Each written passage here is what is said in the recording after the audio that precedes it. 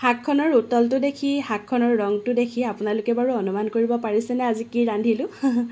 হয় সকলোৱে জানিছে যে এয়া হৈছে অসমীয়াৰ এবিধ পৰম্পৰাগত খাদ্য ঔটেঙা ঢেকীয়া মাছ আৰু লগতে কচু আজি পিছে কচু অকণমান কমকৈ আছিল দেই তথাপিও কিন্তু শাকখনৰ ৰং দেখি চাগে অনুমান কৰিব পাৰিছে আৰু তাৰ উতল অহা প্ৰক্ৰিয়াটো দেখি পেলাই অনুমান কৰিব পাৰিছে শাকখন খাবলৈ কিমান ধুনীয়া হৈছিল জহাই কোৱা নাই হসাকৈয়ে খাবলৈ খুব বেছি ভাল লগা হৈছিল অসমীয়াৰ এনেকুৱা পৰম্পৰাগত খাদ্যবোৰ আমি বহুতে পাহৰি গৈছো আমাৰ ৰান্ধনী ঘৰবোৰত আসলতে এনেকুৱা ধৰণৰ খাদ্যবোৰ বহুতে আজিকালি নবনাই নহয় জানো তথাপিও চেষ্টা কৰিছো হয়তো নতুন কোনোবা প্ৰজন্মই শিকিব পাৰিব বুলি আমাতকৈ পিছৰ কোনোবাই শিকিব পাৰিব বুলি নে কি কয় এই যে খাদ্যবোৰ এইবোৰ দেখিবলৈ যিমান ধুনীয়া খাবলৈ যিমান সোৱাদ লগা স্বাস্থ্যৰ কাৰণেও কিন্তু বহুত বেছি পৰিমাণে ভাল নে কি কয়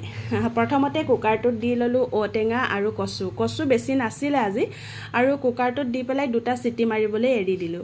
তাৰ পিছত এয়া ঢেকীয়া কালি মানে আমি চন্দ্ৰপুৰৰ ফালে গৈছিলো আৰু তাতে একদম ধুনীয়া মানে ঢেকীয়া তেওঁলোকে ৰাস্তাৰ কাষতে বিক্ৰী কৰি আছিল গতিকে ৰব নোৱাৰিলো কিনি লৈ আহিলো আৰু কালি পিছে মানে সফা কৰা নহল আজি এনেকৈ সফা কৰি ললো মই এনেকৈ সফা কৰো আপোনালোকে কেনেকৈ সফা কৰে জনাবচোন বাৰু আৰু ঔটেঙা ঢেকীয়া মাছৰ জোলখন কাৰ প্ৰিয় আপোনালোকে জনাবলৈ নাপাহৰিব দেই কালি পিছে ফটো এখন দিছিলো বহুতে মৰম দিছে তাতে গম পাইছো আমি অসমীয়াই যিমানে যি চিকেন পোলাওৰ সোৱাদ নলও লাগিলে ঔটেঙা ঢেকীয়াৰ শাকখনৰ সোৱাদ আমি কোনেও পাহৰিব নোৱাৰো নহয় জানো যেহেতু আমি গাঁৱলীয়া মানুহ গাঁৱৰ পৰা আহি পেটৰ তাৰণাতে হওক বা কিবা কাৰণতে হওক আমি যেনে তেনে মহানগৰীত পেটে ভাতে খাই আছো গতিকে এনেকুৱা ধৰণৰ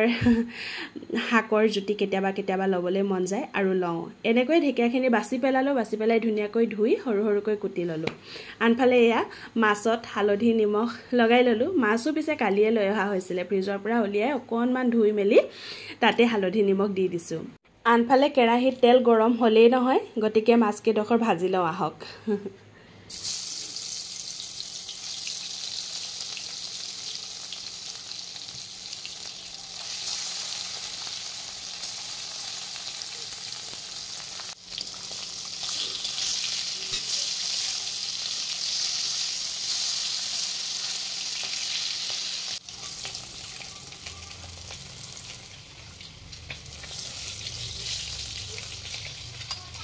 মাছ কেইডোখৰ আকৌ একেবাৰে সম্পূৰ্ণকৈ ভাজি লোৱা নাই আধাহে ভাজি লৈছো আৰু সেই একেখিনি তেলতে অকণমান পিয়াজ দি দিছো বহুতে পিয়াজ দিয়ে বহুতে আদা নহৰু দিয়ে সকলোৰে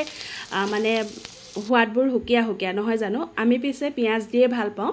পিছে অকণমান পাঁচফোৰণ দিলেও খাবলৈ ভাল লাগে বাৰু আজি পিছে দিয়া নহল এতিয়া পিয়াজখিনি ৰঙা পৰালৈ ভাজি ললো মাছ ভজা তেলখিনিতে আৰু তাৰ পিছতে মই ঢেকীয়াখিনি দি দিলো ঢেকীয়াখিনি অলপ যেতিয়া হিজি আহিল তেতিয়া মই তাতে দি দিলো উতলাই থোৱা মই কচু আৰু ঔটেঙাখিনি বহুতে ক'ব এতিয়া কচু ঔটেঙা আমি উতলাই নলওঁ বুলি কিন্তু মই ঢেকীয়া শাকত ঔটেঙা দি হিজালে কিয় জানো নিহিজে অকণমান সেইকাৰণে এনেকৈ মই বেলেগকৈ বইল কৰি লওঁ এতিয়া লগতে দি দিলো মাছ কিডোখৰ যিকিডোখৰ মই ভাজি থৈ দিছিলো এতিয়া ধুনীয়াকৈ উতলিবলৈ দিম যিহেতু নিমখ হালধি দুবাৰ দিয়া হলে গতিকে আৰু নিদিলো এতিয়া উতলৰ শব্দটো আপোনালোকে নিশ্চয় শুনিছে আৰু এতিয়া যেতিয়া মানে সেই একেখিনি পানীতে উতলি থাকিব পানী খুব কমি গৈছে গতিকে মই আৰু অকণমান পানী দি আৰু অকণমান উতলাই দিম